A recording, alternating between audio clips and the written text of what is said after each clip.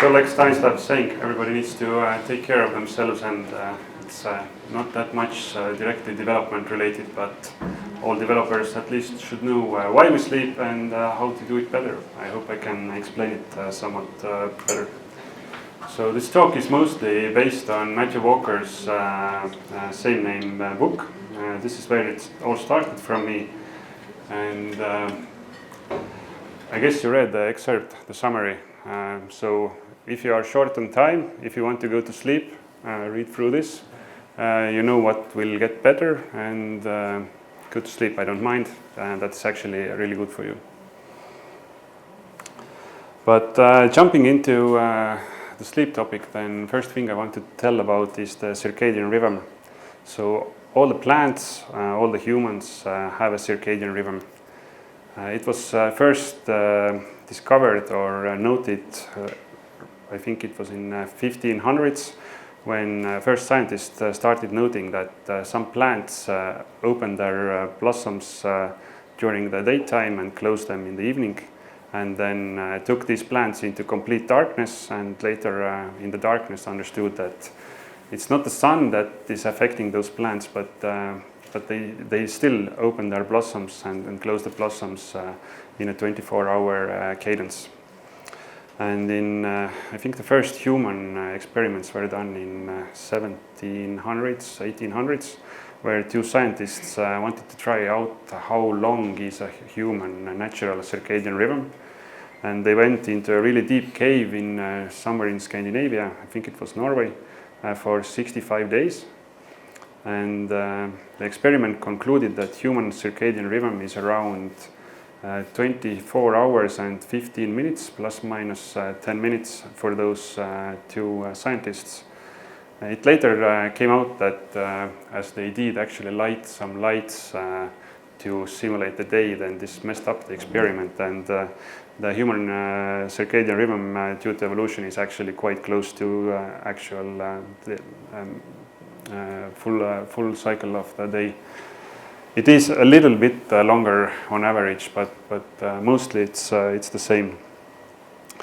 And even if your circadian rhythm is a little bit off, then what triggers the sync for your circadian rhythm is the daylight, the sun. It is also the noise. If you wake up in the morning hearing, I don't know, airplanes, trams, whatnot. And it can also be reset with eating, for example, just getting some food into your body. But circadian rhythm is not the only sleep trigger. Melatonin production is one of the second bigger sleep triggers. In the evening, when it gets dark, your body starts secreting melatonin into your system. And melatonin is basically, it's called the darkness hormone. So in case it's dark around you, melatonin is secreted into your body, and your body starts thinking that it's time to sleep. So in case you take melatonin supplements, it's not a sleeping pill, it just is telling your body that it's dark, it's time to go to sleep. And another thing that's actually happening is that during so this process C here is the circadian rhythm, and the process S is the sleep drive. So a substance called adenosine, it's called sleep pressure, in other words, is building up all during the daytime, and when you get to sleep, this drops really rapidly. And when you wake up in the morning, it starts building up again. And as you can see, it's usually in the same cycle with your circadian rhythm. So in the nighttime, it helps you sleep. In the daytime, it is really small, the sleep pressure. So it's, yeah. So does it drop every time you fall asleep? It drops while sleeping, yes. So it's basically like also the rationale behind power nap. So like you nap for a bit, and it helps you to drop the sleep pressure. Yes, exactly. The sleep pressure drops when you sleep, and then after a power nap, then you feel more refreshed. So, like you can see on the picture, the greatest urge to sleep comes when the sleep pressure is the highest and the circadian rhythm or the wake drive is the lowest, so you feel the less energized. And when this gap is the biggest, then during the evening time usually, this is when you want to fall asleep.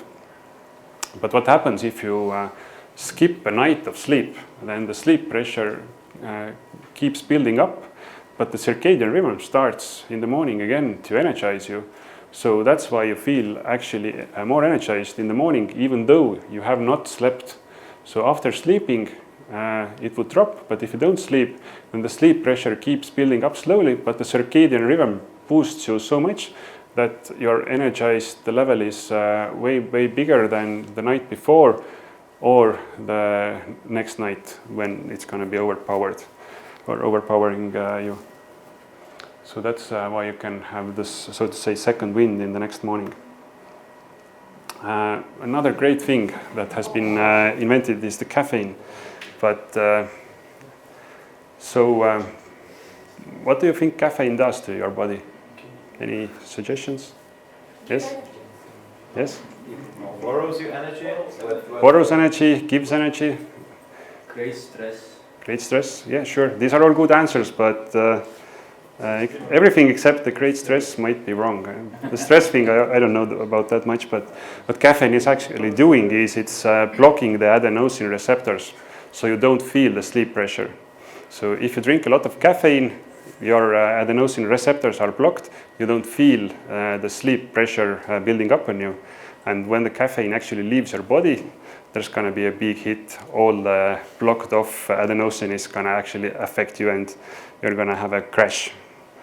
And regarding caffeine, then especially for the elderly, like myself and some other people here, most of you are young, but for older people, the caffeine processing is getting slower and slower. Your metabolism doesn't consume the caffeine as fast as when you were young.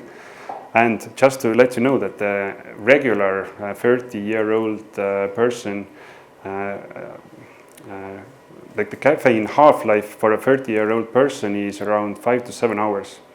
And also beware of the decaf coffees, because they actually consist still of like 15 to 30% of the caffeinated coffee. So not all the caffeine has been taken away from there. Oh yeah, I actually have a slide on the age. So anyhow, it's getting bigger and bigger if you get older. And I guess I'm just missing the really old part on this one. Is it about? So it's like at first it's Yeah. shrinking and then it's increasing again. Yeah. First it's really big, and after some point it's starting increasing again. So I first built the slides based on the first book, but after that I read a few more, and so it's not only what's written. So let's talk about sleep phases. I guess everybody knows about REM, rapid eye movement. This is the dreaming phase, and the non-rapid eye movements have been categorized into 3 different stages. So the first one is transition into sleep, then comes light sleep, and then comes deep sleep. So just average on how much time is spent on average for a human in different phases, but I guess this one is more relevant. So from your sleep time, how much of what stage of sleep should you get? And I'm going to dive into the stages a little bit more detail. So stage 1 is so light sleep. It's the transition into light sleep when you don't know that you are asleep. If somebody is saying, like especially your significant other, hey, you're snoring, and you're like, what? I didn't even go to sleep yet. Like, what the hell is this? This is the first stage. You actually are already sleeping, but your brain is still so awake that you don't understand yourself that you're sleeping. This usually lasts for just a really small time, and this is just to transition into the actual stage 2. That is the main light sleep phase. So light sleep phase is this stage 2 is required to transition between the deep sleep, that is stage 3, and the REM sleep. So you can never go directly to deep sleep or REM sleep, but you have to be in stage 2 to actually get there. It's a lot of technical jargon. You can read through it later, but this is basically the main body of light sleep. This is the red part here. So this is what humans spend the most time of their sleep in. And basically, synaptic pruning, memory consolidation. So these are the main things that happen here. Then comes deep sleep, stage 3. Actually, there used to be stage 4 as well, but stage 3 and stage 4 were so similar that nowadays the newer literature has it all merged up. But one of my next pictures is going to have them separately. But nevertheless, deep sleep is the most restorative sleep cycle ever. This is where your body rejuvenates, where your muscles get new energy, where your muscle fibers are rebuilt if you have done a lot of training. So this is basically for physical restoration. And then comes REM sleep, also known as rapid eye movement. This is when we dream. What happens during dreaming is that basically your brain is cut off from your spinal cord at your neck level, so that you are paralyzed, that you don't act out your dreams. And if this function is not working correctly, then you might be sleepwalking or turning yourself out of the bed. And the fun fact about that is that when women are pregnant and you touch their belly about the kid is kicking, the kid is actually dreaming and acting up his dreams, usually his or her dreams. And as rapid eye movement is really needed for the neurological build-up, and the babies at the final stages in the womb need to build a lot of brain matter, then they are sleeping like 80-90% of the time, and that's why they are kicking all the time, because the function that cuts off your physical movement has not developed yet. This develops around 6 months to a year, so that's why small babies in the womb and out of the womb move a lot when they sleep, and grown-ups don't. What also happens during REM is your brain gets flushed. So the brain matter actually shrinks in size, and the brain fluids wash around during the REM phase, so that all the dead proteins that have been left out after the processing or some of the cells die, then these are washed away, and this is where so basically the REM stage is mostly meant for the mind to be restored. As deep sleep was for the body to be restored, then REM is for the mind to be restored. Yes? What is this light and REM regular sleep that occupies most of the time? What is that for? So this is basically just a transition from one to the other, and then what's said that the memory consolidations are happening during that time. So basically, if you know that, I don't know, let's take an example that beer should be cold, and then if you are warm, then you should have a cold drink, then your brain will put together that if I have a cold drink when I'm warm, then it will basically making the associations and these kind of things. Kind of summarizing the day. So basically, yes, making new connections from the facts that you have learned. So in engineering talk, basically the ETL, the transformation of the production data into the data warehouse, and making new connections and whatever. Data analysis. Yeah. Also, just a fun other fact was that what happens during REM is that emotional sharp edges get removed from your memories. If you have had really, really stressful memories, I don't know, a car ran over you, I don't know, maybe that's another good example, but later you will remember that the car ran over you, but you don't remember the pain associated with that much. So that also happens during REM, that you will that the emotions will be removed, or at least the sharp edges from the memories will be removed. And to talk about cycles, the first thing that the human body does is that first you fall into the light sleep, and soon after you will fall into the so the transitions into light sleep, you will be in the light sleep, and ideally you will go into the deep sleep. So on this picture, it's from an old book, so there is the 3 and 4, but they're both basically the same deep sleep. The first thing that the body wants is physical restoration. So next morning, if you wake up too early, or if the tiger comes into your campsite during the night, you need to be physically restored to be able to run away. And the more later you get in the sleeping time, the less deep sleep you will get, and the more REM stages you will start getting. And the most REM sleep you will get is usually late in the morning. So if your nights are short, if you cut them short by going to bed too late or waking up too early, your mind restoration, that is really important for people working with their head, will be disturbed. Yes, Stanislav? Question regarding the duration of the cycle. So here we can see that it's like approximately like an hour and a half, an hour and 40 minutes. It's around 1 hour and 30 minutes usually. Is it also for adults and children and everyone? Is plus minus, or it's very individual and varies greatly? I am sure that it is in all of the literature it's described that it is definitely a 90-minute cycle for the adults.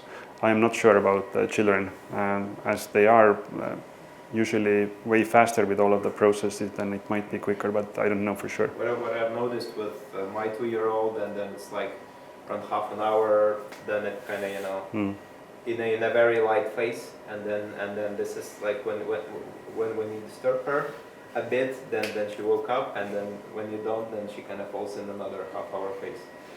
I actually, now that you say, I have a good story for that as well. So I used to have 2 daughters, and both of them slept not that well. With the first one, it was okay. With the first one, when she was really young, I needed to be walking with the caddy all the time. Well, winter, summer, whatever, you put her in the caddy, you walk around in the park, wherever, and she doesn't wake up until I keep walking. The minute I stop, she wakes up. With the second one, it was a little bit easier. When she falls asleep, you have 25 minutes to sit and read, then you need to stand up, and at the 30-minute mark, you need to be walking. The next one, it's already like plus minus 5 minutes, so you can have only 20 minutes to read, and then you need to be walking. And so you never know like how big the cycle was, but so I guess from that the cycle for the really young ones, like a year and or something like that, could be around 30 minutes. So it was definitely that if I wasn't walking at the 30-minute mark, then she would wake up and never go back to sleep. So just another quick thing about sleep efficiency, that this is dropping really fast if you are getting older, especially for the males. And there has been going out the legend that older people need to sleep less. No, they actually don't. And that just their sleep efficiency is so bad, and they keep waking up. And nowadays a lot of neuroscientists are saying that this might be actually one of the causes for Alzheimer's and all of the rest of the mind diseases that affect you at your older ages, is that you just cannot sleep that much. So if you take care of your sleep and sleep properly, these diseases will not come. Actually, I noticed that the difference is only 4%. Yeah. So it's not.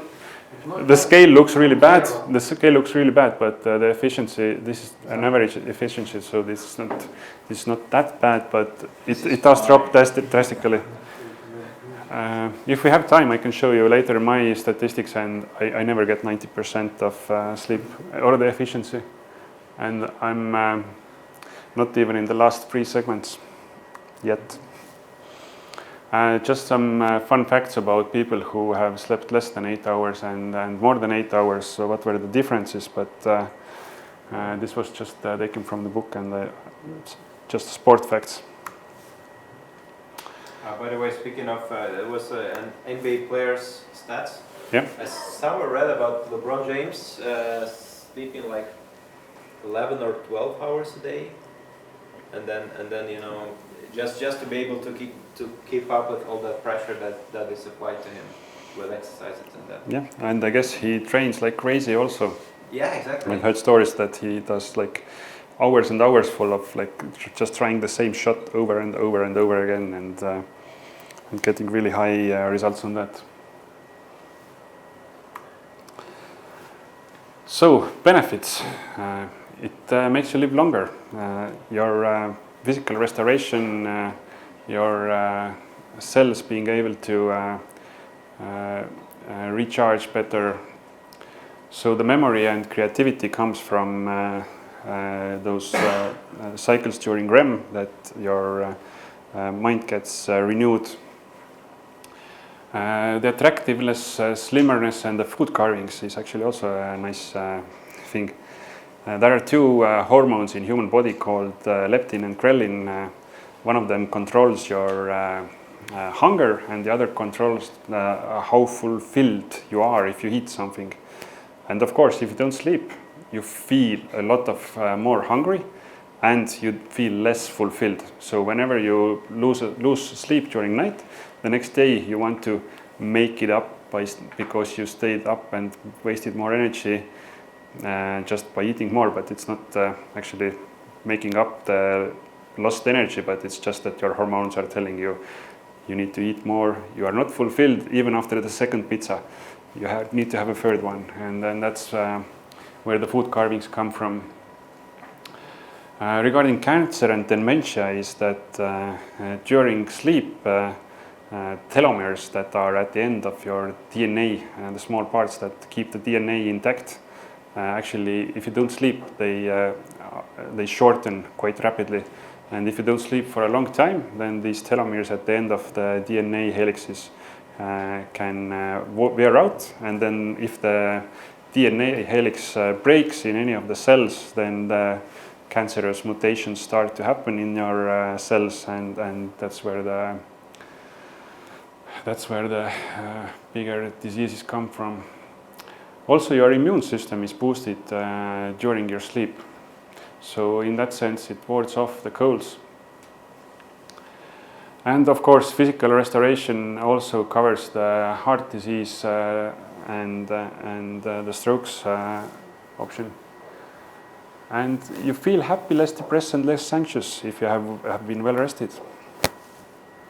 So in another way, I briefly talked about those things regarding poor fertility, is that testosterone and sperm quality and egg quality have been significantly reduced if there have been longer periods of less sleep. And I think I covered mostly the other things. So why don't we sleep? The electric lights, especially the LEDs. So in the evening, if you look at LEDs, especially if you look at blue light, then your body thinks that the sun is still shining. It's too early to start producing melatonin, and your sleep drive is not that big because your body doesn't think it's dark outside. So even if you have a green LED light or like whatever LED light somewhere in your bedroom, just put the black tape on it. You don't need it. You don't need to see that the TV is on standby. Or better yet, take the TV away from the bedroom anyhow. To regulate the room temperature where you sleep, human body temperature needs to drop around 1 degree Celsius to actually fall asleep. So cool room temperature, ideally around 16 to 18 degrees would be perfect, and just a warm blanket and socks. If you keep your feet warm, then your body will start reducing heat quicker. I talked about caffeine with alcohol. Some people think that if you have a lot of alcohol, it will help you sleep. I used to think that as well. It's just a sedative. It will knock you out. You will not have the regular sleep cycles. You will not get the restoration benefits, neither for the body, neither for the mind. But one beer Basically, one beer or one glass, one small unit of alcohol before you fall asleep. You might feel a little bit more drowsy, and just taking the time after this one unit of alcohol, whatever way you want to have it, then you go brush your teeth, then you maybe talk to somebody, then like maybe read a paragraph from the book, and before you fall asleep, it's usually gone, and it doesn't affect you that much. And even if it's still in your body somewhat during the time you fall asleep, it's not that bad. But what's really bad about alcohol is that during when alcohol breaks down in your body, it produces these aldehydes, and the aldehydes are the worst nemesis, or how you say, against REM sleep. And if you are really drunk going to bed, it's taking the whole night for the body to break down the alcohol. In the morning you have these aldehydes in your bloodstream. And the morning is exactly the same time when you need to have these REM sleep cycles, and aldehydes are the biggest, basically they're the biggest blockers for the REM sleep, so you don't get any of the REM sleep. Yes. Another thing is that while you're asleep, drunk, then your body or your liver is busy breaking down some poisons, and then at that time it doesn't break down proteins and other good nutrients, so then your body doesn't repair as well. So yeah, your body is not in the resting mode. It's the same thing. Somewhere in the next slides there is going to be that don't eat a heavy meal before going to bed. It's the same thing. Your body is still the metabolism is high because you need to be breaking down still some of the things, and your body cannot rest. So it's better to do heavy drinking in the morning? Yes. If you need to do heavy drinking, do it in the morning. That's actually at the end I have a slide of links, and one of the links is to Matthew Walker's, the same author of the book, basically, is to his talk, and there's also this same approach that if you need to do some drinking, do it in the morning. It's best for your body. And the legacy of punching cards is basically it's not that common in the engineering area, but a lot of people need to be at work sharply at 8 or sharply at 9, or you need to take your kids to your kindergarten at 8:30 latest.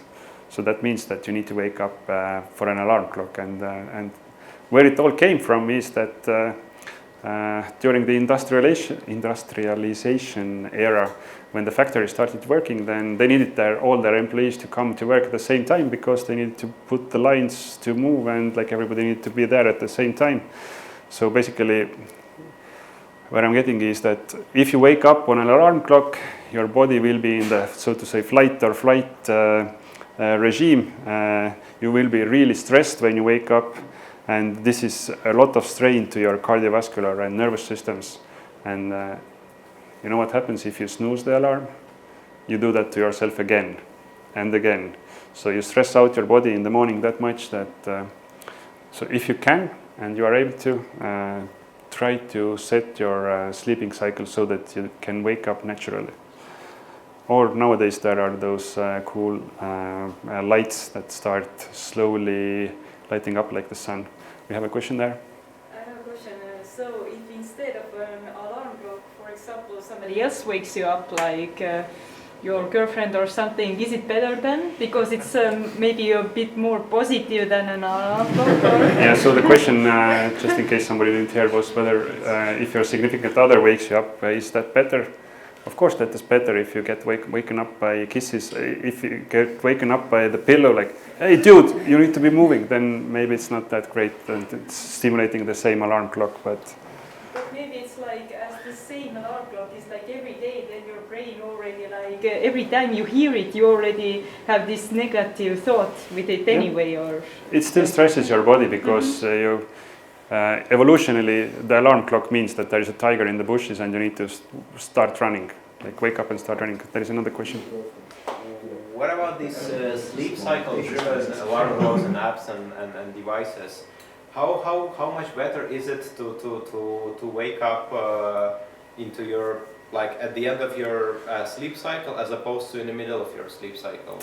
How It's, does it actually help? Yes, it helps a lot if you wake up during your light sleep.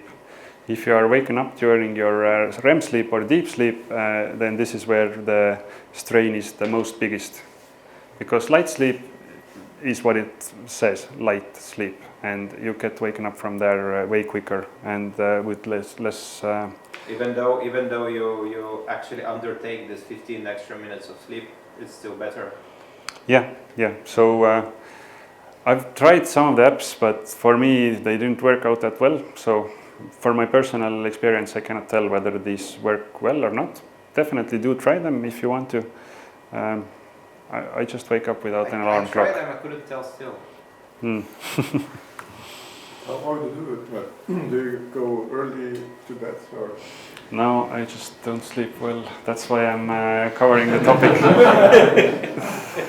I live in a place where I can hear morning airplanes really well. So at 6:15, the first ones come. If I can sleep through them, then 6:50 is the next peak cycle when at least 3 or 4 of them come. And I also do live next to the tram park, so in the morning they have those curvy roads where they all need to go out, and some of them also have those checklists like the planes that, yes, I need to test the brakes, I need to put on the lights, and I need to use the buzzer. So in that sense, I have natural alarm clocks around me quite a lot, but occasionally I do get to ignore all of those and wake up at 8. What about earplugs? Yes, I've tried earplugs, but there is a personal issue that if I use earplugs for one night, then I need to go to the doctor to get the ears flushed. I get too much effects. So if they work for you, do use them. But I just have a lot of things at the same time that are messing up my sleep. So that's why I need to read the books and try to follow my own advice. Just a few things that to bring out regarding sleep loss. For example, if you are losing if you are losing weight when you are sleep deprived, then 70% usually of your weight that you lose comes from lean muscle mass. But if you have properly slept, more than 50% of the weight comes from fat that you can lose. So if you are sleep deprived and are trying to lose weight, then it's actually not beneficial for you, and you are actually losing the good parts.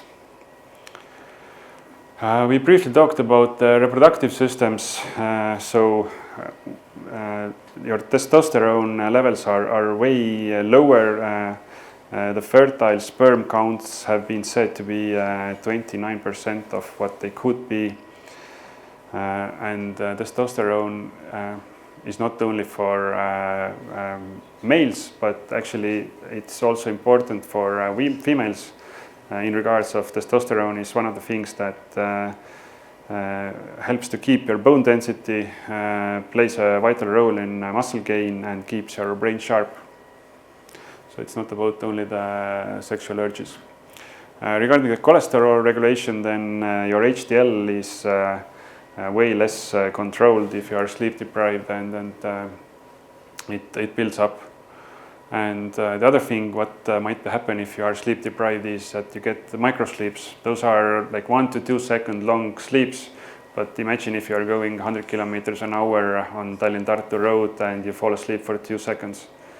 Like if you have a drunk driver coming against you, at least there is some control. But if you have somebody sleeping for those 2 seconds, then it can be disastrous.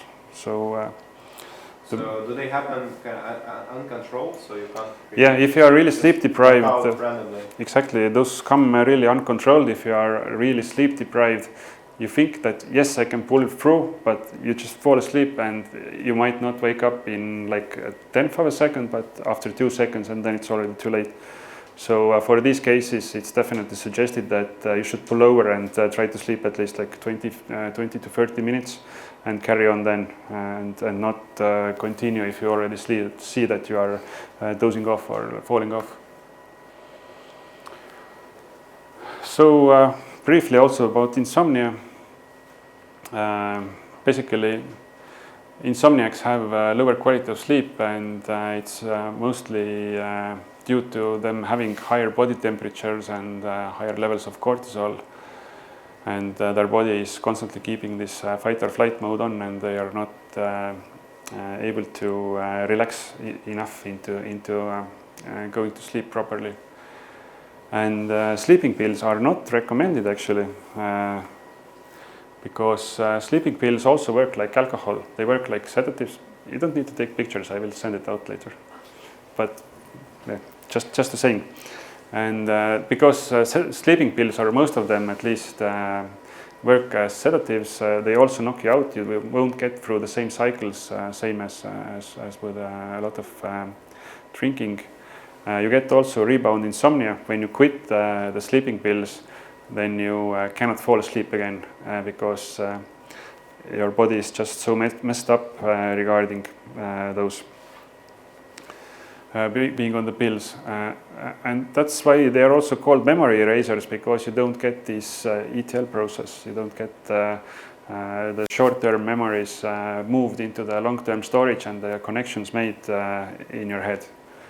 And the worst thing, if you take sleeping pills per year, your baseline of taking no sleeping pills compared to taking even 18 pills per year, we're not talking about days or months, but per year, is that 3.5 times higher risk of death, just because of they do mess up your body chemistry. How do you die? You just don't wake up, or... That's a good question. That's usually how people die. No. I mean, like, you die asleep. Like, you just fall asleep and then you die there for like... I will take that question offline and look at what was the exact reason. I'm not exactly sure whether it was described or not, but I don't know by heart. All right. This is just a funny number from 2017, how much sleeping pills were just in the United States in 1 year. How big of a business it is. So big pharma is always pushing for them, but this is not so good. So also about what could be done in the future. So for example, that you can have a sleep tracker on your wrist, hand, head implanted that will control the room temperature. If you feel that you're getting, if you're getting too warm during night, it will lower the room temperature. If you get too cold, it will put it slightly higher, so that you will always have the ideal room temperature at your bedroom, for example.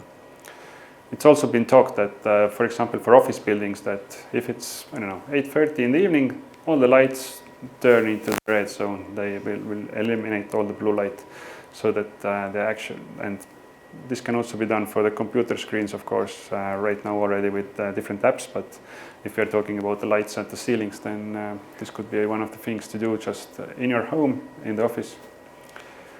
Quantifying, this is already here, at least for me. And it works not only for sleep. If you want to be better at something, quantify it. Start measuring, put down numbers, and that's all you need to do usually. At some point, then you will start understanding, oh, I did that yesterday, and now my score is a little bit worse, and maybe I should not do that anymore. And also, maybe we could do immunizations based on sleeping quantifications, because if you have been not sleeping well, your body will not take into if you get yourself vaccinated and you haven't been sleeping properly, the antibodies will not be formed quite often. So it's a waste of vaccines. Why don't we have sleeping classes for kids? They haven't. Children got just go and sleep. Children are the last ones to have trouble. 1.5 No, in school, the same goes for, why can't we teach our children how to do taxes? Why do they need to learn that, amoeba is just some single cell organism that multiplies by, reproduces by multiplying? Why don't they learn sleep? Why don't they learn taxes? So it's to memory. By the time it becomes relevant, they forget about it. I don't know. Will they? He still remembers the amoeba. I do remember the amoeba still. Yeah. But you didn't take them seriously, right? So anyhow, what to do better? If there is one thing that you want to take away from this talk, fix your sleep schedule. Try to do it constantly around the same time. This will mostly cure a lot of the issues.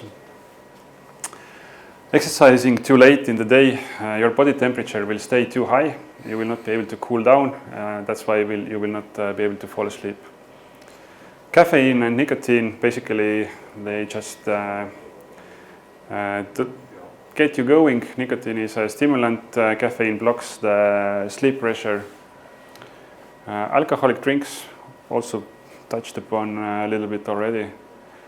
Same for the meals and big beverages. Your digestive system is so active, and your body will not be able to cool down and slow down. And of course, medicines that disrupt your sleep is self-explanatory. Napping after 3 p.m. If you do that, you will not fall asleep so easily during the actual time when you need to sleep. So if you need to nap, if you are sleep deprived, try to do it earlier. So also, before going to bed, put away your screens, just read something on the paper, talk to your significant other, meditate. Regarding a hot bath, then this is good for lowering your body temperature. If you go to the bed with a little bit higher body temperature, it will fall more easy, and you will be able to get this 1 degree decrease. Gadget-free, everybody understands. Dark and cool, this is the same for the melatonin production, and cool means that it will help your body temperature lower again. And right sunlight exposure means that if you don't get the sunlight exposure early in the morning, then you don't reset your circadian rhythm. Your body will not know exactly when to start producing the melatonin if you get it messed up, if you're constantly in the artificial lights. And the last one is just if you wake up and you see that you cannot really sleep, and don't stay in the bed. Otherwise you will just not feel comfortable falling asleep there, because you will just feel that, oh, I can't get sleep. Just go to the kitchen, walk around, read a book if you really cannot fall asleep, and try again a little bit later, so that you don't have such big expectations from it, or it might happen more easily. So, bears down, to bed. I don't know how I'm with time. I actually have. Get some time for questions. I mean, it's not time for questions yet. No.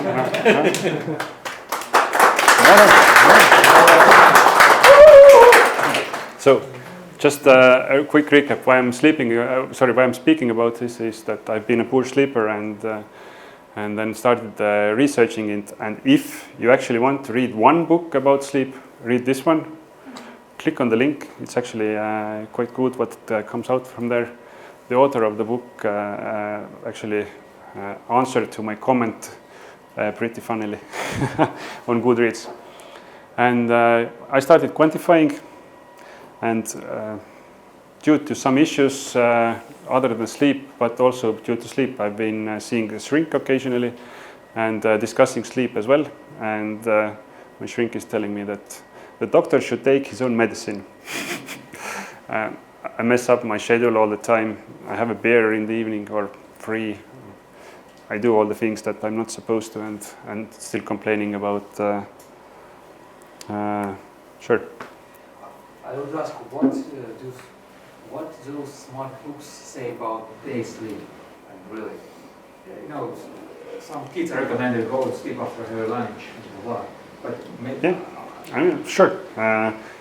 Humans have actually always been sleeping 2 times a day for a long time, for a very long time. It's just during the same industrialization era, when they need to stay in the factory the whole big day just to be more efficient, then it was when we stopped sleeping the daytime nap.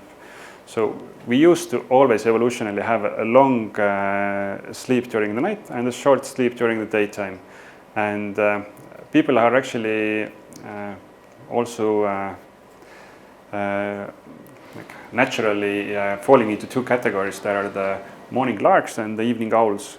So some of the people naturally stay up later more easy and sleep in the mornings more easy, and some of them do the opposite. And that's also, I guess, from the hunters-gatherers times, when people needed to actually sleep in shifts to have the whole night covered. Some people go to sleep earlier, some people go to sleep later so that the fire will burn on the night. Somebody's watching out for the tigers, whatnot. So, but we always used to sleep 2 times a day, and that's why they also suggested for the kids. But just that the factory owners feel that we are more efficient if we don't sleep. I'll speak. One question about melatonin pills. Yes, melatonin pills. Yes, how does this work? It's not like simple sleep pills. So melatonin pills are quite a natural supplement. It's basically just if you expose yourself to bright light, your body is not naturally producing melatonin enough. If you take melatonin, it will tell your body that it's dark. It's not a sleeping pill in that sense. It's not a sedative, but it's just letting your other parts or processes in your body know that now it's dark, that we should start getting ready to sleep. But it's not an automatic way to getting to fall asleep.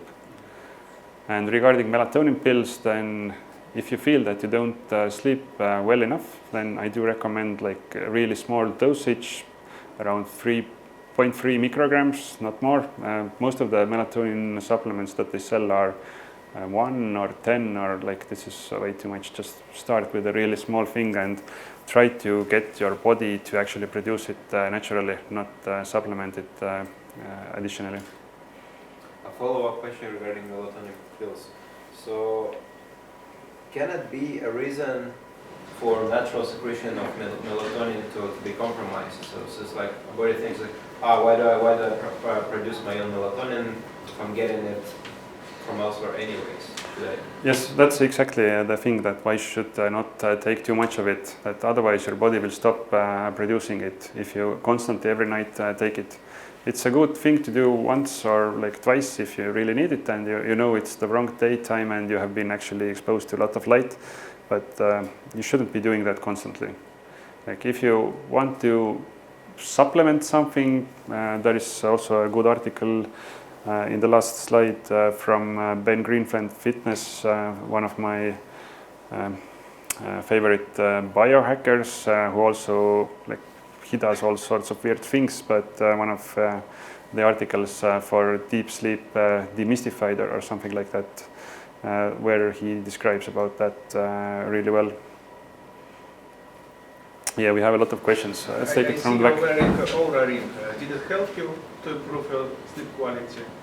I'll answer that next in a bit. So let's take this one. Jet lag. So does melatonin pills help with jet lag? So melatonin pills don't help with the jet lag itself. Jet lag is overall your body compensates for jet lag around 1 hour per day. So if you fly 7 hours off, let's take the next slide. This is actually a really good place. Think more about your travels. So do you need to switch to the local time zone where you go to or not? If you go to West Coast states, that's 10 hours difference for 2 days. It doesn't make sense. Just go there, have the meetings during Estonian hours, fly back, and yes, you will be a little bit messed up, but not as messed up as you go there, get into the local time zone. Getting into the local time zones means you actually acclimatize yourself in around 10 days when you are in the local time zone there, when you can actually start feeling fine in the time zone there. That's usually the time that you need to fly back.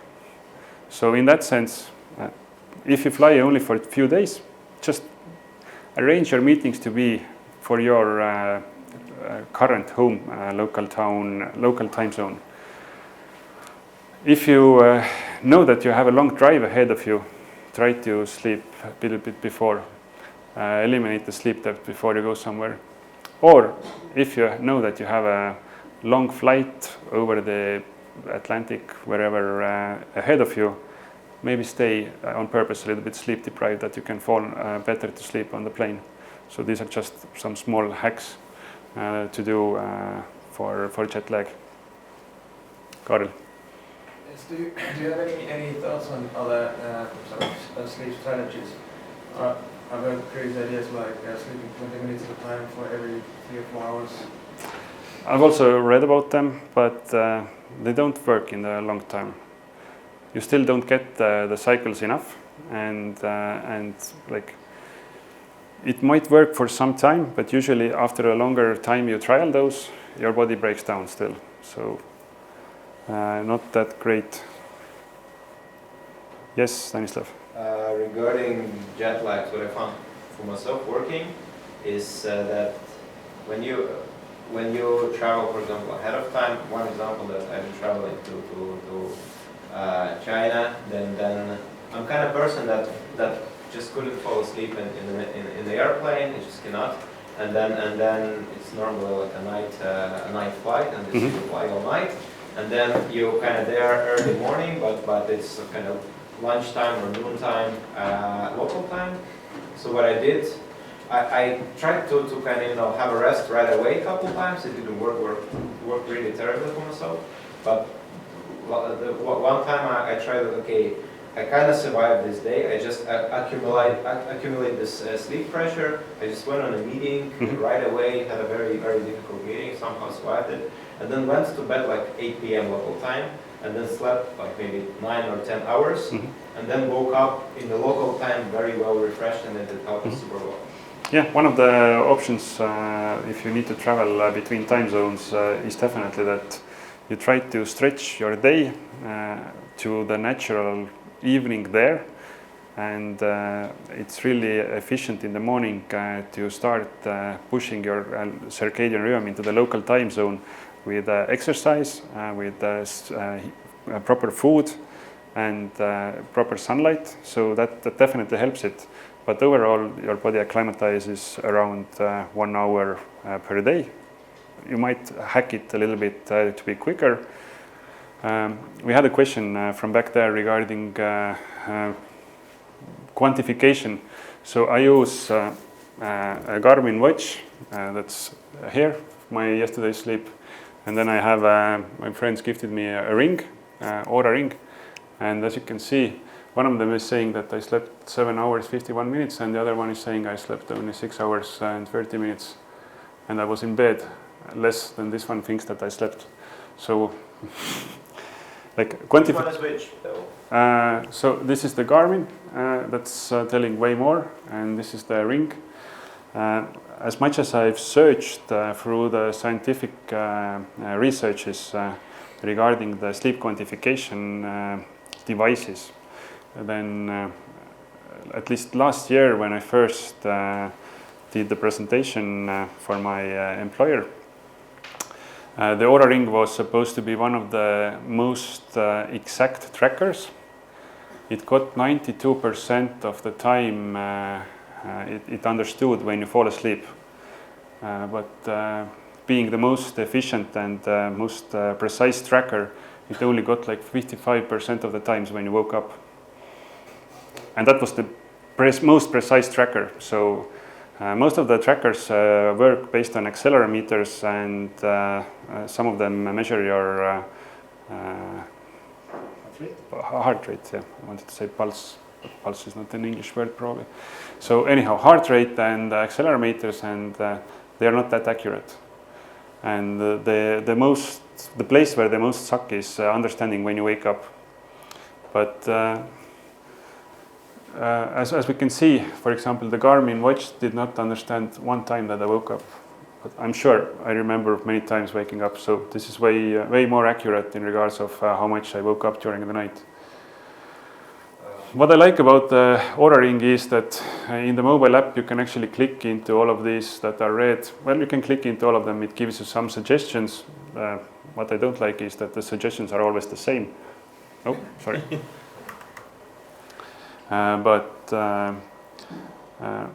I was considering, I had the Garmin watch quite some time ago already because I do a lot of sports where I want to measure my movement with the GPS. So I already had sleep tracking. I looked into whether I should get the ring or not. I thought, I'm not bothering, but somehow my friends thought that I definitely need one, being a sleep enthusiast. So now I have two things. I'm actually really glad about the ring because it gives a little bit better insight into sleep. It is a little bit more accurate. The concept of the ring is that actually if I wake up, of course I know how I feel, but if I want to look into the metrics, I open the app and it just, I can look at only one metric. It gives a thing called readiness score. And based on that metric, I already basically know what should I do today or what should I not do today. So it's a number from 1 to 100. If it's around 50, I should not go to the gym. I should walk slowly. I should not try to do anything that needs a lot of brain power.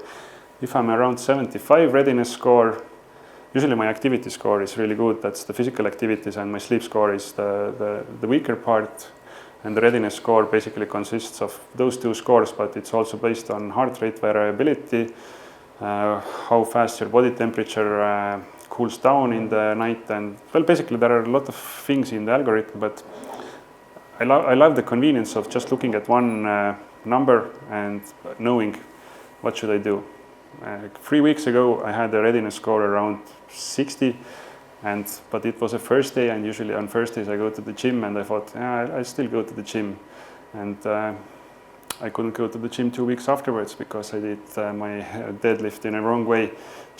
I think I was just exactly a little bit too tired and didn't pay attention to how I hold my back during the lift, and just wanted to get it done, and it paid, I got my payment. Yeah, so I mean, it doesn't, in the long run, it doesn't matter how you quantify. It's the baseline that you compare it against. Like, it doesn't matter what kind of tracker you have, but any tracker could work. So, Jeff? Yeah, I wanted to ask about heart rate variability you mentioned. Yes, heart rate variability. Maybe you can elaborate. Like, it's a thing that trackers nowadays mention. How over time am I? Quite some. Yeah. I'll take your question offline, and I'll take the rest of the questions offline. Thank you for your time here. Thank you for getting me here, and it's been a pleasure.